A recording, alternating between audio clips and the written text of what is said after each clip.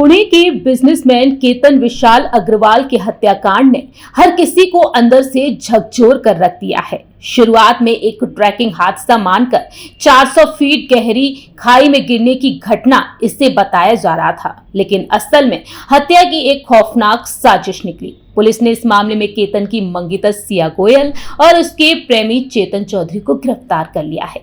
शादी से कुछ महीने पहले ही इस हत्या के बाद अब केतन के परिवार को वो इशारे याद आ रहे हैं जो केतन ने उन्हें दिए थे।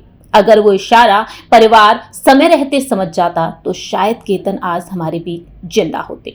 दरअसल केतन के पिता ने इस मामले में अब एक बड़ा खुलासा किया है। केतन के पिता ने बताया है कि कैसे उनके बेटे उन्हें हिंट देते हुए नजर आए थे कि उन्होंने सिया का फैमिली बैकग्राउंड चेक किया है या नहीं। पिता के मुताबिक सामने आया है कि फरवरी में सगाई होने के बाद केतन और सिया अक्सर मिलते थे, घूमने जाया करते थे।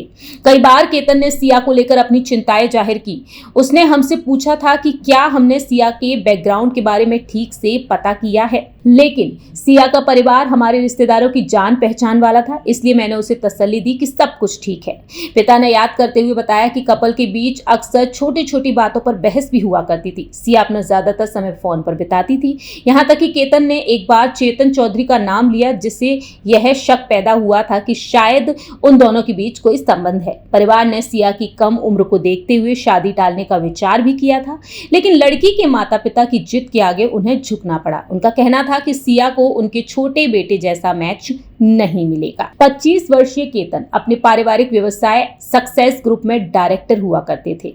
वहीं केतन मैसाचुसेट्स के बब्सन कॉलेज स्थित FW all in graduate school of business से मास्टर डिग्री कंप्लीट किए, जिसके बाद वह पुणे वापस आ गए साल 2023 में और मामा के जरिए उनकी सगाई सिया के साथ हो गई।